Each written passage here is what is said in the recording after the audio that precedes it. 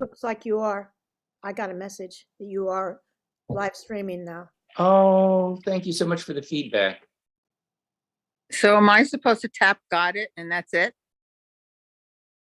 I think so. Nick? Okay. Yes, All right, I did that. Okay. I'm going to. I think we're okay. Here comes Mark Spiegel. Let's try to be careful about what we're saying now. I think I'm going to go back to the other. Okay. Hi, neighbor. Yes, I mean you. Welcome to Can We Talk, a discussion program of neighbors about neighborhood issues. And today our topic is bike lanes and safety for all the users of the streets. Our guest tonight is the Safety First Alliance from Brooklyn, New York. So we're really pleased to have guests from out of town, but they're struggling with the same things that we are, and that is the imposition of bike lanes. And whereas there's a supposition that they are safer for bikes, it doesn't appear that they are, and they certainly are an inconvenience and a problem in the community. And that would be up in Brooklyn and also in DC. So we're going to explore that tonight. Can We Talk is sponsored by the Neighborhood Listserv, Hear Us Now, dedicated to neighborhood discussion, and by DuPont East Civic Action Association, dedicated to community engagement and civic action, and by the Citywide Coalition on DC Bike Plans, now with more than a dozen partners around DC. This program is being live streamed on YouTube on our channel DuPont East Civic Action Association. And the program is part of our DECAA meeting. Let me introduce our guests. I want to give them all a chance to talk, and then I want to have a discussion. I'm sure this will be quite lively. We have a nice group of people tonight. Our guest from Brooklyn principally is Myra Manning, who is a real dynamo up in New York. And she has been principally responsible for getting an organization going to defeat that. Tell us a little bit about what is the situation up in Brooklyn and the bike lane, and a little bit about what you have done, and then we'll get into some of the other guests. Okay, thank you so much for what you are doing, Nick, and all of your guests as well. This has been August of this year, will be 4 years, when the DOT came into 9th Street. I live on 9th Street. 9th Street is a main artery for ambulance and fire trucks. And without any feasibility study from between the DOT and the FDNY and the NYPD and the USPS and the DOS and the SBA and the EPA and the accessoride, and most important, the people who live here and work here. No feasibility study. And there was no sign-off sheet from the FDNY giving authorization and permission to the DOT to put in 2 inside bike lanes on a main artery for ambulance and fire trucks. As a direct result, because of moving the cars, I don't know if people are familiar with the configuration. They call them protected bike lanes. We call them inside bike lanes. On the sidewalk, you step from the sidewalk into a green lane called the bike lane. Then you go into this black zebra lines, which is called the door lane. Should be the safety lane, but unfortunately it's not. And then you have the car lane, and then the people who are allegedly going to be using the bike lanes, as a rule, are not, because it's blind, and they use the street. They are funded and supported by a bike lobby that we have here in New York called Transportation Alternatives. Before I got into this, and I am not a political activist, and I have no multi-million-dollar war chest like these people, it turns out that they've been around for a long time, almost 50 years, and they have a mission. And the mission is basically to get rid of cars and to turn, I believe, New York City into their own private college campus. They allege in their mission statement that they want to share the road, but anybody who lives in New York City can say that is not actually quite accurate. What they really want is the whole road, and their lawless and reckless behavior. Unfortunately, I'm not saying all of them, but far too many. And so basically, that's what happened here. It was 4 years ago. We have had multiple accidents and a fatality. I have been up and down the chain of command of the appointeds and the electeds. And what I have found out is basically they are all in the pocket, unfortunately, of the bike lobby. They have the political hook into our electeds and appointeds. It's very unfortunate because I believe that we all want the same things. We want to be safe in our streets. We want to be able to walk out our door and breathe fresh air. I do believe that we are on the same side. Unfortunately, there is a particularly very vociferous, and I may add, a very aggressive group. And for whatever reasons, they have just taken over our streets and our neighborhoods. That's where it is up here. And then what I would like very much to hear is how bike lanes are affecting you in Washington. First responders here for sure are being affected. The city workers, the electric company, the gas company, the delivery people, the DOS, sanitation, everybody is being affected by this. So I would very much like to hear what is going on in DC. And basically that's it. Well, thank you so much for introducing the topic. I want to move over to another guest. His name is Kimon Ratsos. We'll give him a chance to speak. Did I get that correct, Kimon? I know it's Retsos is the last name with an E. Ratsos. Okay. And you're up in Brooklyn as well? I actually started in Manhattan, but reached across the river and found out about Myra primarily with something she mentioned to you. She single-handedly started a petition and went out on street corners and to the gathering places of bars, supermarkets, street corners, etc., and got over 3,000 petitions signed to stop and reverse, take out the 9th Street bike lane. 3,000 people make or break an election, especially a local one. So keep in mind that those numbers are consequential, especially for local politicians. What I was involved with was originally a block association, 15th Street West Block Association in Manhattan and Chelsea. Then we got involved with a larger community group council, Chelsea Block Association. And then the city decided to just spring and put in this busway when there was a tunnel for one of the subways lines that was running across town and into Chelsea. And everybody had their hair on fire, and they decided that they were going to close down. Excuse me, I have something on the stove. Sorry about that. And they were going to close down one of the bridges from Brooklyn into Manhattan. They had all these alternate plans. Ultimately, it wasn't needed. The last minute, our governor found a way to just close the tunnel part-time. And all the people who had made plans for bus lanes and bike lanes of thousands and thousands of people a day kind of went nuts. And then they pushed it through anyway, even though it wasn't needed.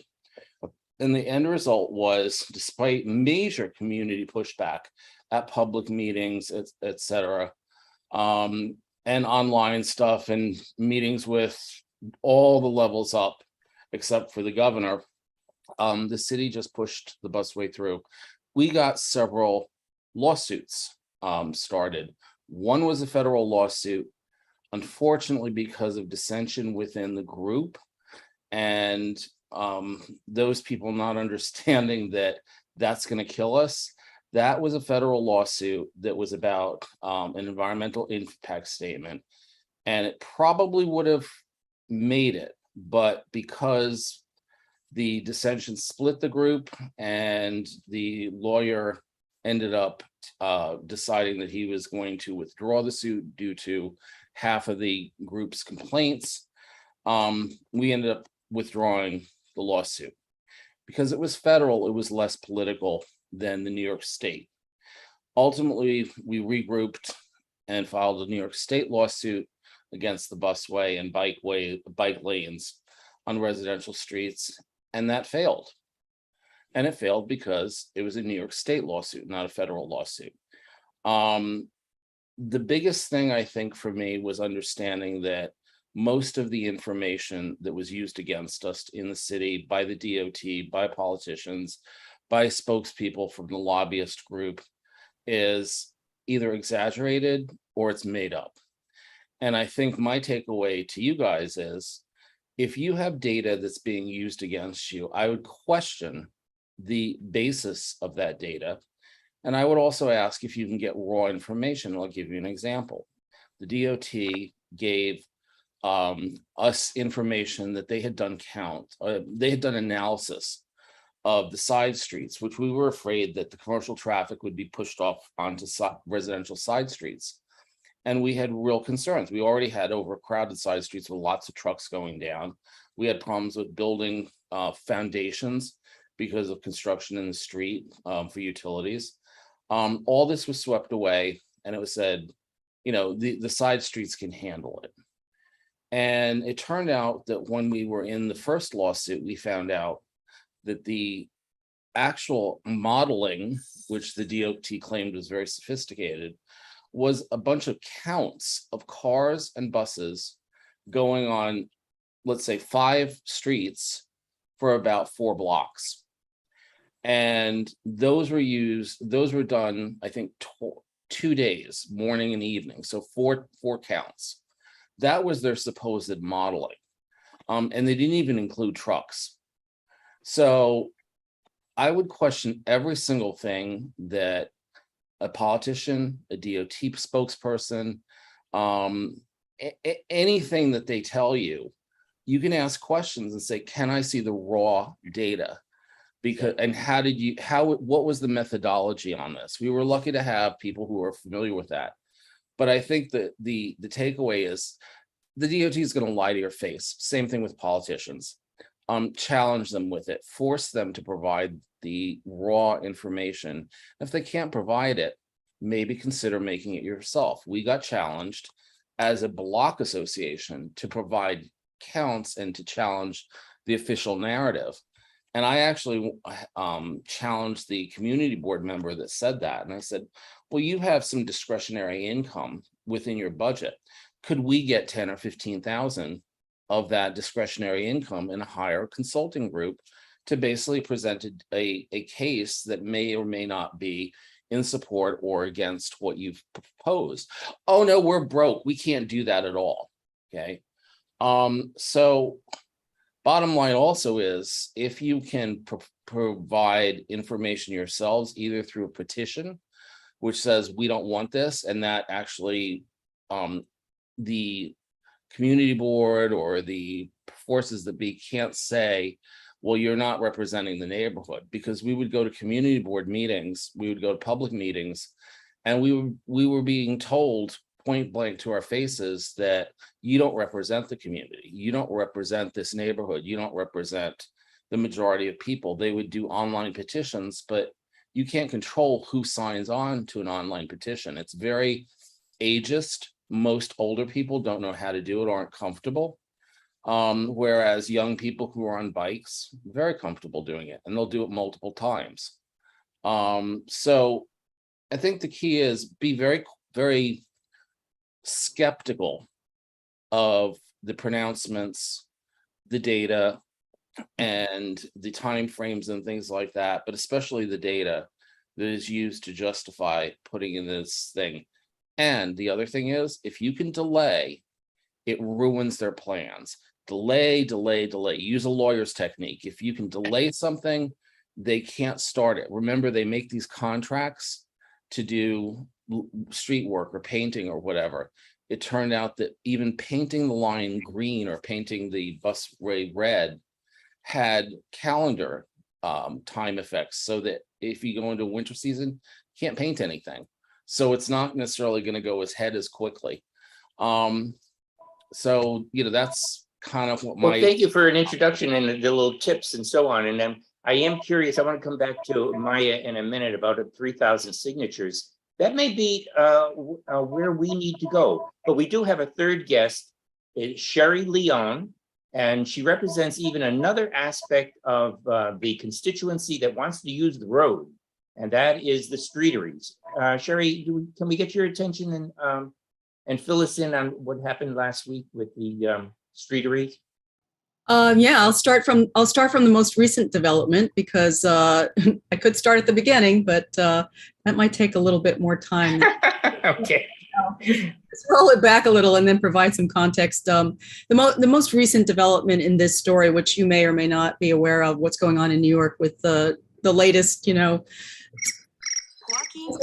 sheds to take up the curb lane of many streets in New York that were formerly prohibited from even having sidewalk cafes. The fact that the sidewalks were either too narrow, they were purely residential districts. All of those geographical restrictions had been lifted in February by the vote of the city council, which said that we were going to make a huge modification of our zoning resolution. And all of those former restrictions that had to do with sidewalk cafes were gone. However, our group challenged the fact that they had implemented this program and planned to do a permanent version of what was a COVID emergency program by shoving it through both the city council and by declaring through continuing executive orders that were predicated on a health emergency in the COVID era. They would just keep rolling these emergency orders over and over every 5 days. And so they were able really to buy time to basically pave the way for a permanent program. And there are 2 lawsuits that are currently in process right now, in progress. The first one, which was taken out in October of 2021, was the type of, I think, in Washington, D.C., I'm not sure what form this type of challenge to a government action takes. I think it's, you can tell me, maybe I'm really curious to know. In New York City, it's called an Article 78, and it can challenge a decision that a city agency or the municipal government makes. And so the first lawsuit was challenging the fact that they did not do a very hard look at the potential environmental impacts that this program, which went from being a 1,200 sidewalk cafe program in 2019 or in the times before the pandemic, to being a 12,500 site, both sidewalk and roadway cafe program.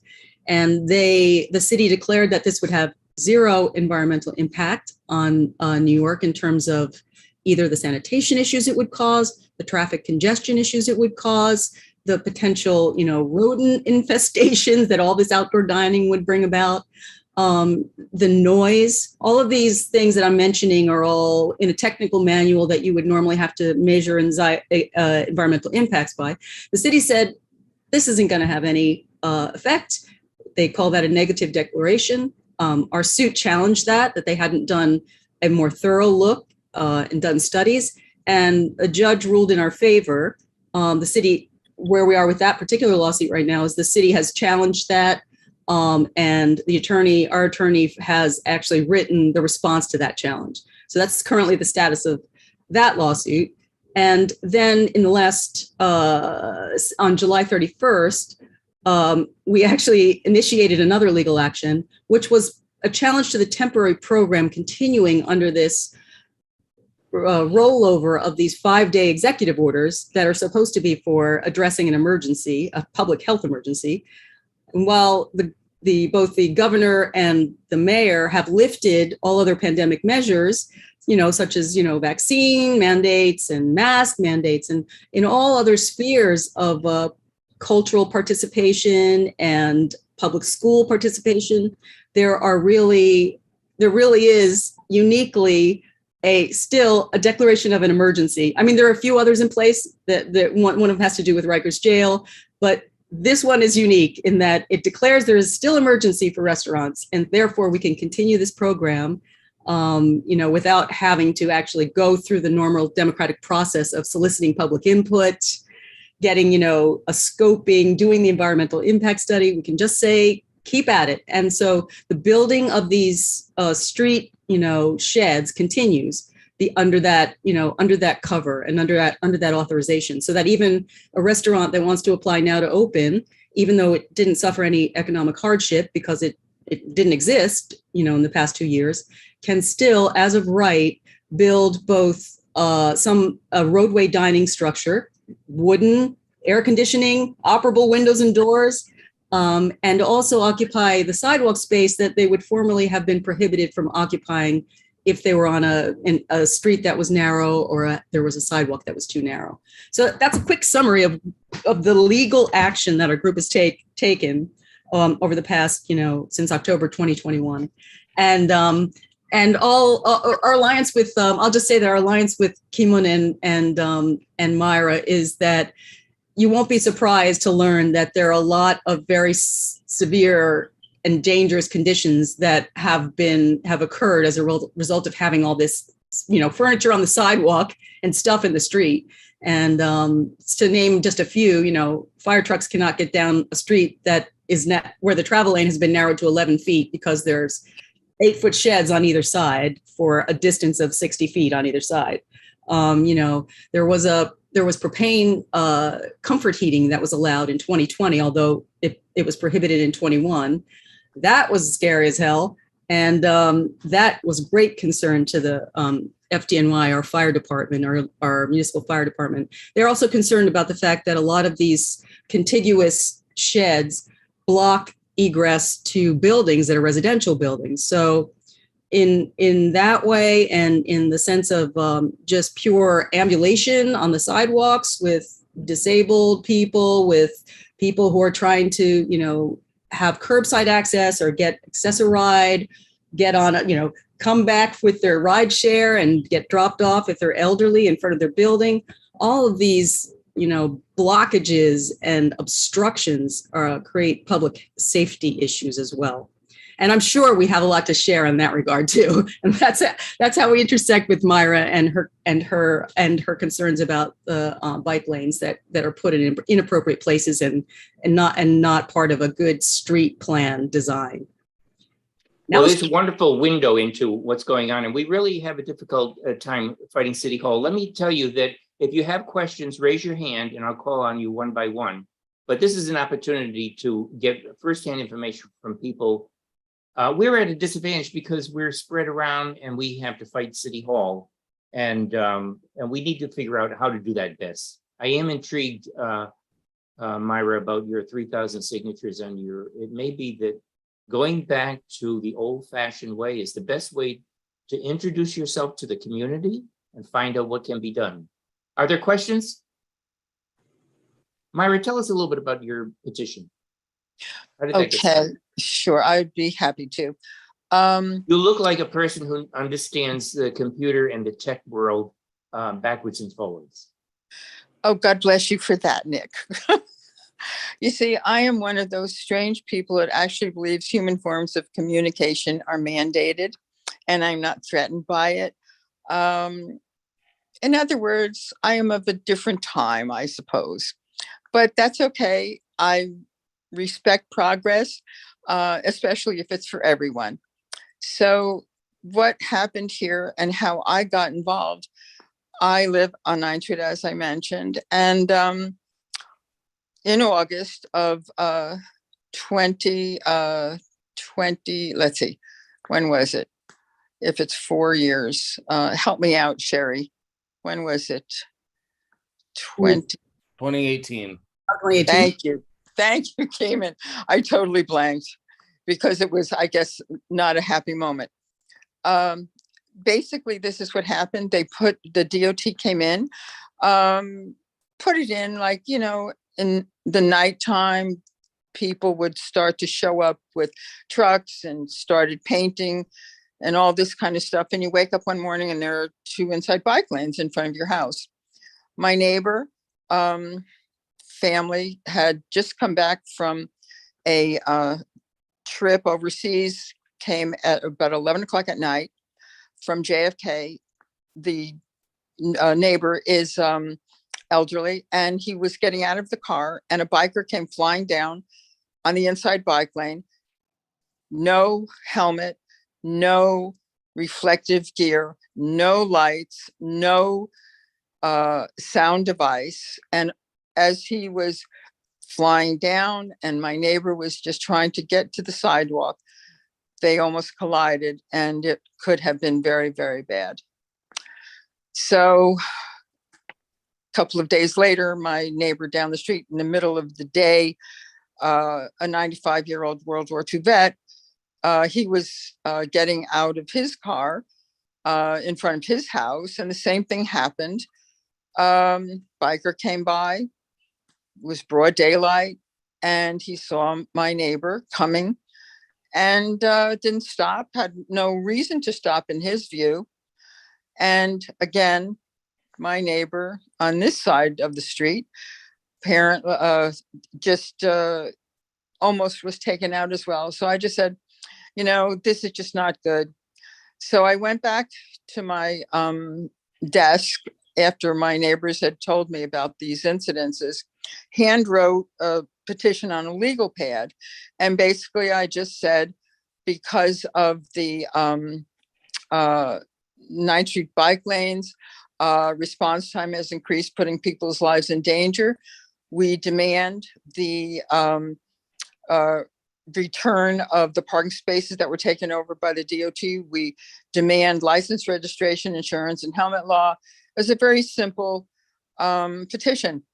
And I just walked down to the corner and I started to ask my neighbors and whoever was standing there what their position was and would they please sign if they were interested.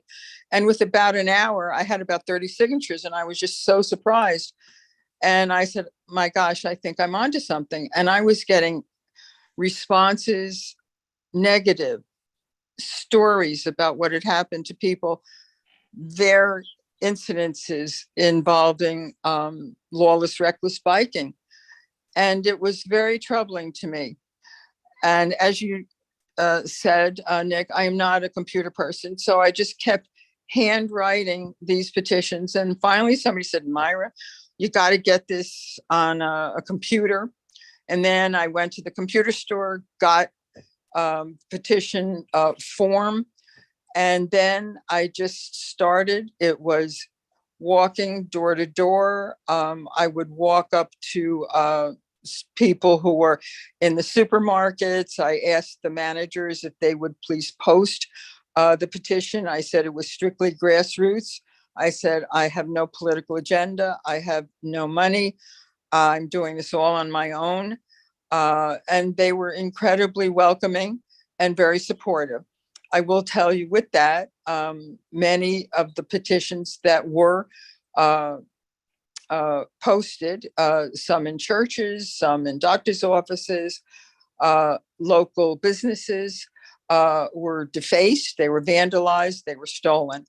One of the petitions was stolen out of the vestibule of St. Thomas Church right here on 9th Street. There's unfortunately a certain demographic in the bike lobby that just feels that it's their way or no way. I personally believe that we can and must work together for the common good. That's what we are about. And when we created Safety First Alliance, it's safety first for all. It's for the pedestrian, it's for the biker, it's for the driver. And that petition, I never realized the power of 3,000 signatures. And what I realize now is that, yes, it has an awful lot of value because that's 3,000 people who are expressing their deep safety concerns. And the people who should be listening, the politicians and the appointeds, unfortunately, are not. But I will say that I don't believe that that group ever expected the grassroots pushback that we have now all over the city. And I can't thank Keeman enough and Sherry enough for all their support. And there's some people who are not on this meeting today, but I would like to just mention Paul Mack, who was the president of the Chinese American Association, who has gone through hell in his neighborhood because of the DOT demands to put bike lanes in his neighborhood. Manny Gomez, Safe Streets for Queens, what he has gone through in Queens with the same ideas from the DOT. I honestly believe that the time is right now because people have come through the pandemic. They're tired. They want to get back to normal. Normal is not walking out of your front door and trying to cross the street and hoping you'll get across the street safely. It's a very difficult time, and I recognize that the opposition, unfortunately, doesn't want to work together with us. I very much want to work together with them. And all of the 3,000 people who signed that petition also want to work together for the common good. I believe that's what we are about. And I think you're right, Myra. Thank you for being a spearhead for this. And I think that can be a lesson for us. What can we do as a solution? What can we do to follow Myra's lead? Is it possible that we can start? I'll tell you, let me ask Mark Spiegel, are you here? Mark, are you preparing a petition for the businesses on Connecticut Avenue? Okay, there we go. Can you hear me? Yes, please. Just brief us a tiny bit what the plans are. Well, the plans. Well, I was interested in, even though you had the 3,000 signed petition, it was not successful. You were not able to stop or reverse the bike lanes. Is that correct, Myra? The petition was after it had already been in. So Right. That unfortunately is very difficult. So yet to your answer to your question, I firmly believe that it is effective because unfortunately, the politicians and the appointeds are afraid of us now, and they are really nervous. And I will say that the petition is growing exponentially. It's not stopping at 3,000. And I do believe that ultimately we will be successful because we have an awful lot of people now in a new administration who have a different point of view. So I am not sure that the jury is out on this. I am going to continue with this and I am not going to give up. And my thinking is that anybody who is involved to be relentless and to just hammer away at the politicians and the appointeds. Thank you. I agree with that.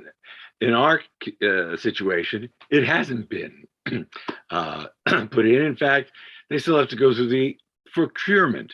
I think it still has to pass in the city council, and then there's a year of procurement, which means they have to find the money for it. I guess, is that correct? I think so.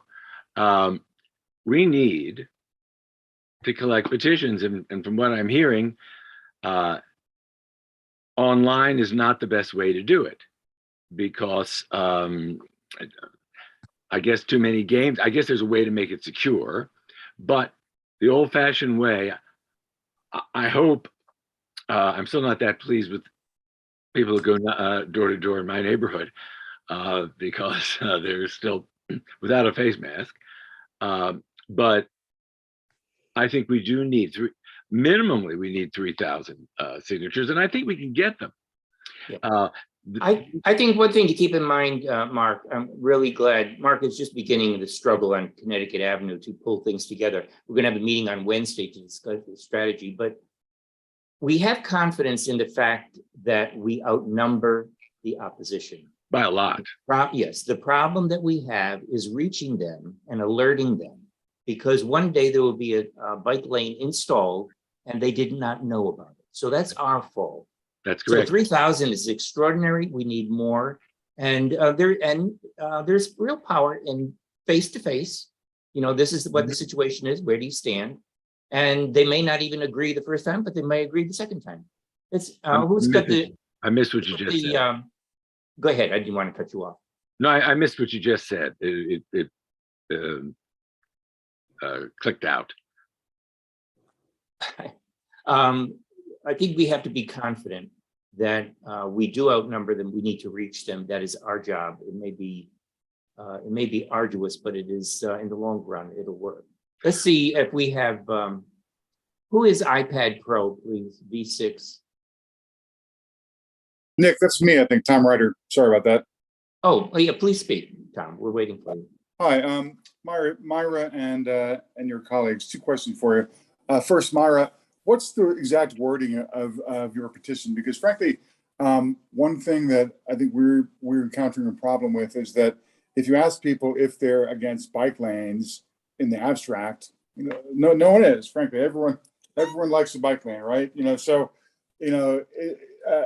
How you ask that question is really critical. So it'd be interesting to see it, how you worded it, just to get people thinking about all the trade-offs involved.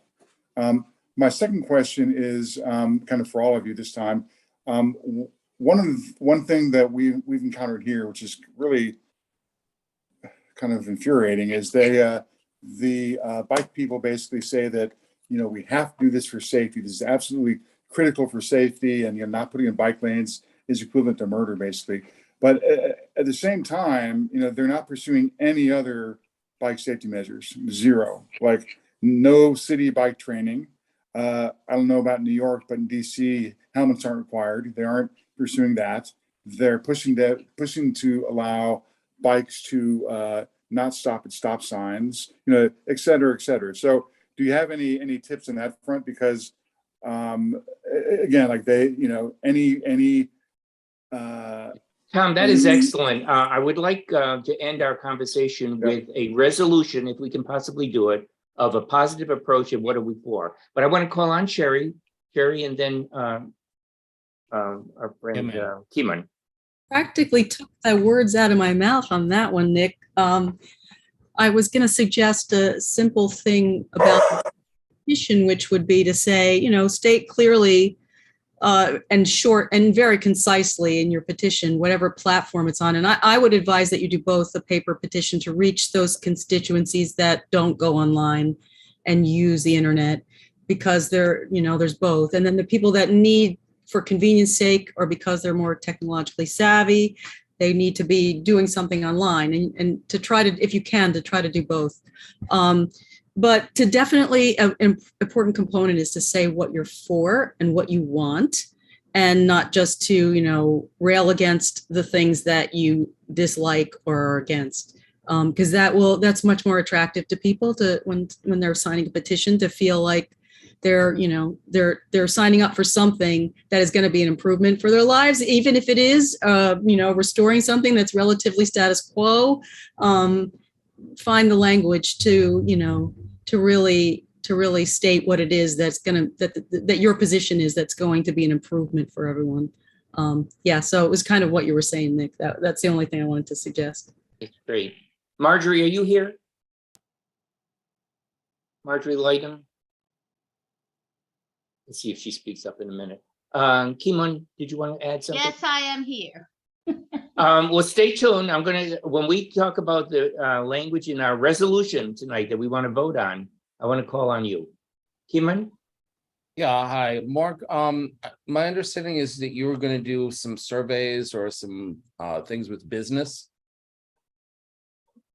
Okay, so one of the things that came out of the busway, 14th Street busway pushback was that after it was implemented, we actually had several individuals go and survey the businesses and ask them, and it was implemented in late October. because of the delays. And so they went in January and they said, hey, guys, going into each storefront, has the busway affected your business?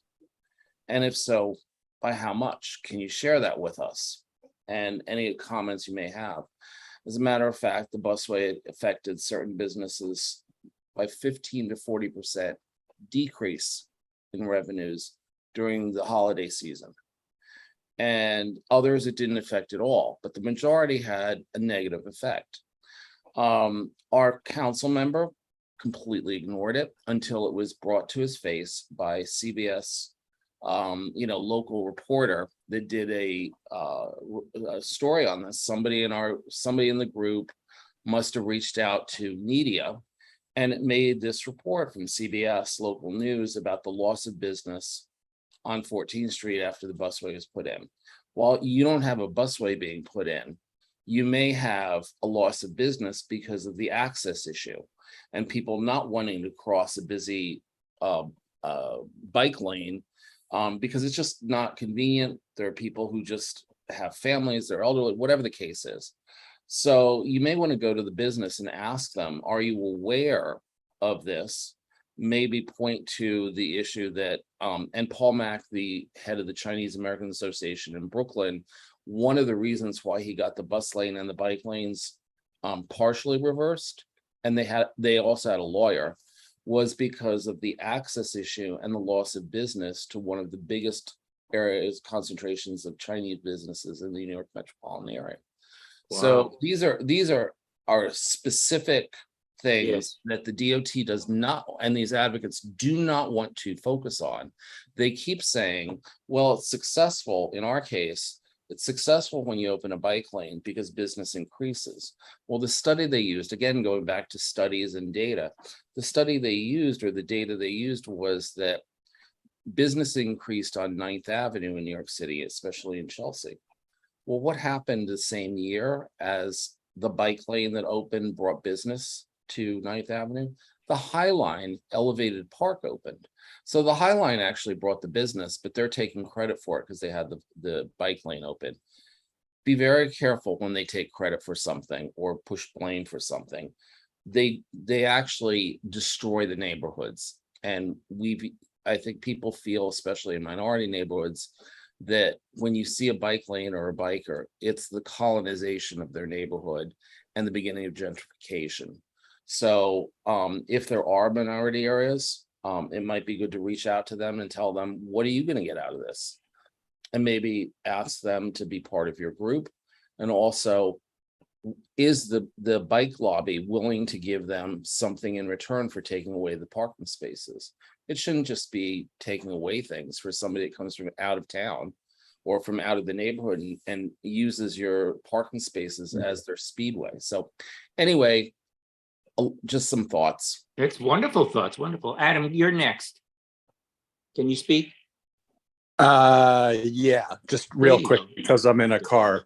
Yes. I'm not sure if everyone's not seeing my chat posts, but if you want to go into the chat here, you can see some info about me and hopefully pop over to the website I created to help fight bike lanes. But sorry, the gentleman that's just spoke, I missed your name, but Kimon, it's Kimon. Kimon. Oh, pleasure. It's funny you mention what you just did, because every day I tweet out one post about insanity from DDOTs or, departments of transportation and bike lanes and whatever. And this past month, I don't remember exactly what day, I posted about that specific situation on 9th Avenue. And it is so baked into how the people that we're working against will lie, cheat, and steal with data, which is a point you made earlier, that I took it like a 2-second look at it and I saw exactly what they were doing. And, if I can get your email from Nick later, I'll shoot you it. But Okay. To make this brief, the Department of Transportation for New York City put out a study on how successful that bike lane was. And they literally, instead of saying like business was up 43%, they said businesses were up up to 43%. And most people who don't have time to pay attention kind of just assume that that means business is up 43%. Well, if you really know how these people operate, what that really means is one store that they found probably had one period of time that they could, it was probably a bike shop that they were working with or something that said that. And so then they put that in their citywide stuff. And just to cover off on this, that was a 2011 or 12 project. I forget what year it was. 10? It's around that time. Yeah. Yeah. For the last 12 years, let's say, every single journalist, bike fanatic, bike advocate organization quotes that study and says, and what they do is they strip out the part where it's up to 43%. And so now it's just, oh, look how bike lanes help, because in New York City, it was up 43%.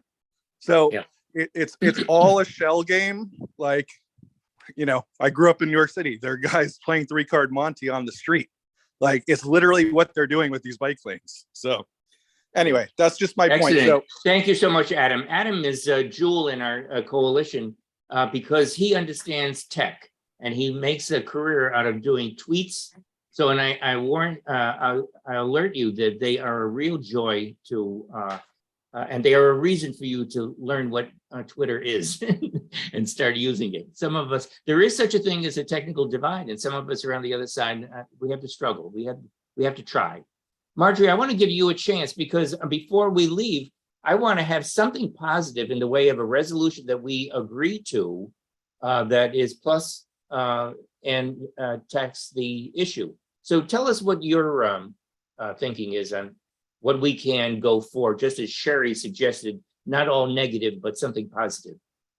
Well, I think that we have to Is that your hand? positively approach the future of a multimodal transportation system. And I think we have to address— Marjorie, we can see only your forehead.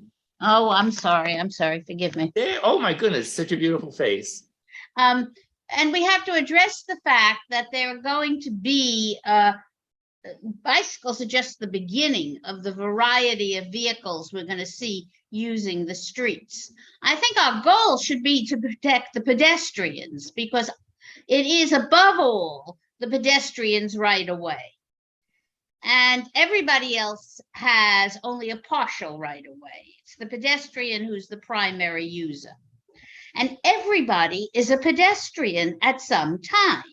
Even if you ride bicycles every day, sometimes you are a pedestrian. So I think that's the approach we take, that we are in favor of multimodal transportation. We certainly are in favor of anything that reduces the impact of climate change. And we believe that pedestrians have the primacy of the street. And it is from the pedestrian point of view we must begin. And for that point of view, I think we have to look to see what has been developed over the years.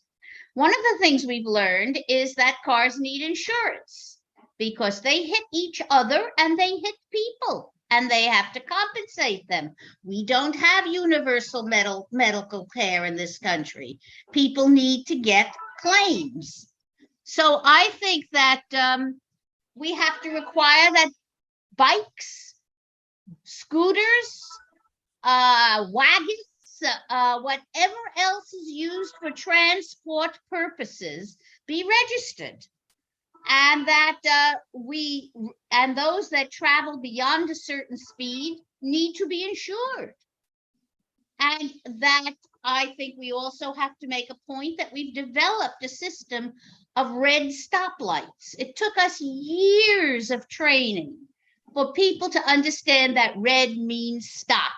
We had it in school curricula. We had it in AAA. The AAA ran campaign after campaign, teaching people to stop at red lights.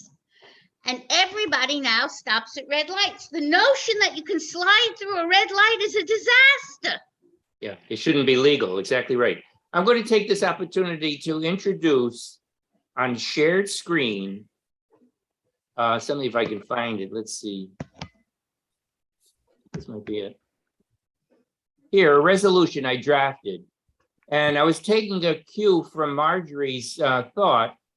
In the interest of safety for all users of urban streets, we strongly support formal education and training on how to use a bike in city streets and bike certification, a requirement to wear helmets, registration, this is what Marjorie is pushing, registration of the bike, licensing of the bike used in city traffic. If it's on a farm, it doesn't matter. And a requirement for insurance. This is the key point, because the insurers know how to assess damage, blame, and collect. And that'll be the beginning of the end. And they will make sure that there is a collection of data. And that's what we're lacking. I'm going to put this in yellow. Oh, I can't do that right. There it is. I can't do it in yellow. That is really the key. We don't have any data. They pretend they have data. It's not data. But insurance is really the key.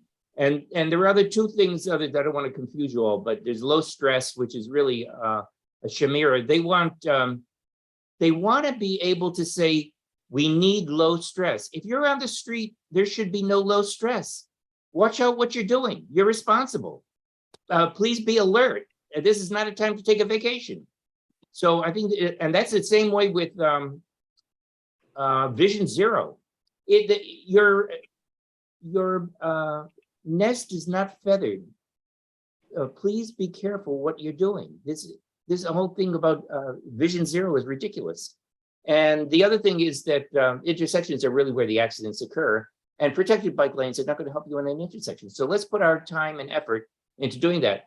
Is there some discussion about this? I really like the idea of the insurance. Does somebody want to modify it or discuss it? Mark, go ahead. Yes, I think definitely we should add, though, that bicycles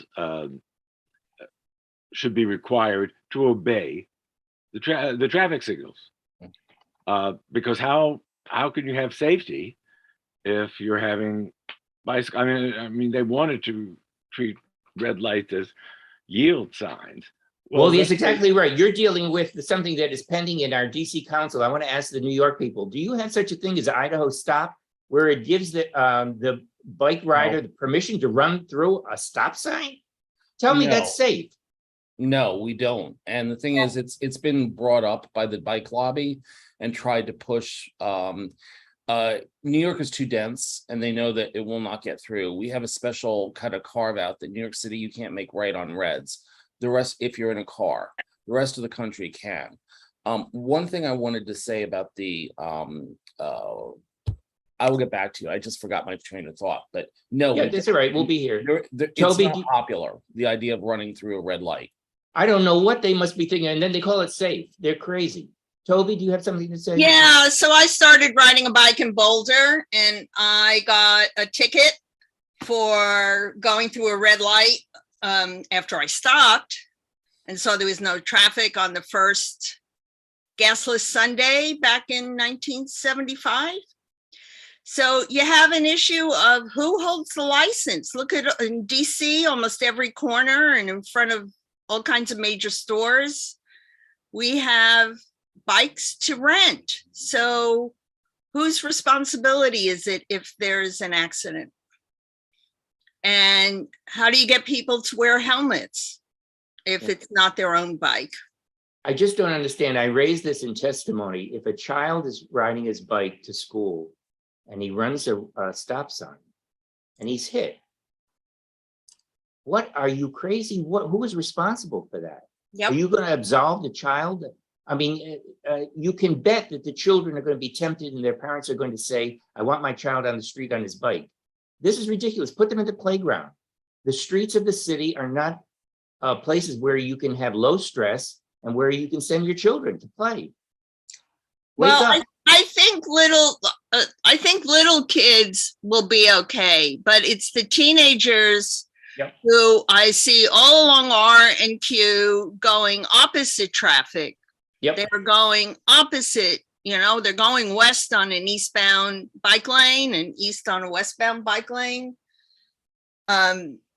And we have so many rental bikes and rental scooters.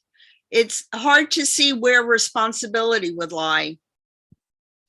I don't think it's hard at all. Good. Because people who work, I mean, if you don't just go up and take a rental scooter, you're registered with a rental company. I mean, you pay to have the freedom to get a rental scooter. So the individual is known.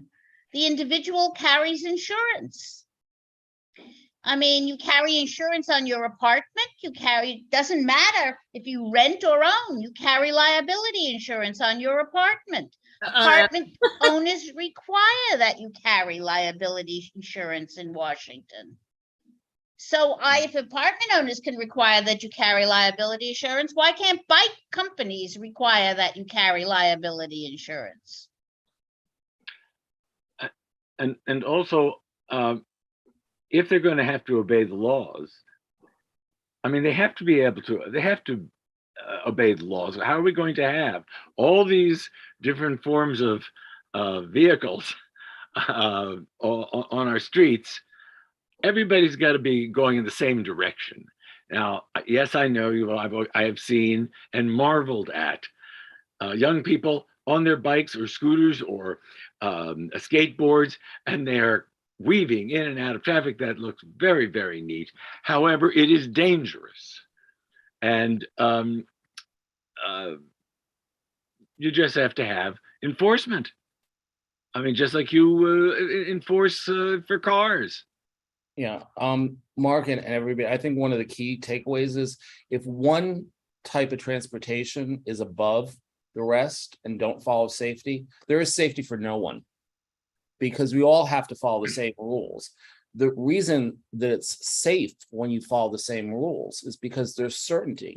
I know, Okay. again, as Marjorie said, because I had a PSA when I was younger, walk with the green, stop in between, a whole bunch of things. Yeah, green, yes, red, no. That's why I can go to a different country and know red is go. Red is stop and green is go, because these are common things. Everybody knows them. They're baked into our safety, and the bike lobby tries to make it seem like it's antiquated. Two other things. One is about insurance. The statistics that we have in New York City about deaths and injuries and things like that, they only come from cars and pedestrians, not bikes and pedestrians. If there is a bike that injures a pedestrian to death at that time of the hitting, you get a death recorded, but you never get anything about injuries, because there's no liability from That's right. that biker. So trying to get any kind of information about how many and how severe the injuries are from bikes, pedestrians is near impossible unless you go to a hospital, or there's a study from a hospital saying that there's so many injuries. The other thing is, injuries don't have to be deadly to be life-threatening. They could be career-ending. People who use their hands, their bodies, their voices, whatever the case is. Their brains. Yeah, exactly. And that is a statistic that we need to know for where we should be comfortable with bikes being placed, bike lanes being placed anywhere. And I think that's a really, really important point, is that the insurance industry does keep track of this stuff, and that bikes need to follow the safety with the rest of them, because they're only 1%. And the 1% either needs to pay a fair share for inconveniencing the rest of us, or they need to learn to be able to follow the rules and get a proportionate amount of the street space, none of the sidewalk space, and they have to follow the rules. So, the proportion of bikers too has to be brought up. They don't represent the majority at all. And in the interest of working together, we should also add that an awareness program for drivers that bicycles exist, whether it's going to be a protected bike lane or maybe whatever it's going to turn out to be. It's true. People do not think about bikes or motorcycles or a lot of those things, and they can't see them, so they don't expect them to be there. But I think you're that would right. that's a reasonable thing to Yes. include. Yes. Well, we're If I coming to may the end. say, Very good. Nick, Who wants to speak? Go ahead, I Myra. would, it's Myra. Go ahead. Yes, okay, just briefly. I laud all of you. I think you really understand exactly what is going on. You know what has to be done. We also know here in New York what has to be done. It may have been Tom or Adam, I'm not sure, but the question, it seems so logical. Why isn't there a license, insurance, helmet law? The power of this bike lobby here in New York, I cannot begin to tell you how strong it is. And that's the frustration, because the majority of people in New York never have heard of transportation alternatives. I don't imagine, and this is another factor. People who are in the city agencies, people who are even electeds, don't know about the bike lobby. I cannot tell you how many people I have spoken to at all junctures here, appointed and electeds, who basically never really heard about the bike lobby. And in all honesty, until I got into this, I never heard about it either. I never realized, and I will say to the people here on this panel, we here in New York are not anti-bike. We're pro-safety. We want safety for everyone. And the woman who said that it's pedestrian first, yes, pedestrian has the right of way 100%, but not here in New York City, okay? There are so many variables that are involved in the implementation of bike lanes. I spoke directly to the DOT commissioner for Brooklyn. Each borough in the city of New York has a commissioner. And I expressed our deep safety concerns about 9th Street because that's what I'm focused on. And he said, well, once we get a bike lane in, it's hard to overturn it. And I said, why? And he said, well, it's very expensive. And I mean, he really didn't have an answer. I said, at the expense of safety? And then he said, well, we have all these outreach programs and we have distributed 30,000 flyers about safe driving, to the point of whoever was that very aware person and said, yes, you need to have training. You don't arbitrarily just get on a bike in the middle of New York City without any background or understanding.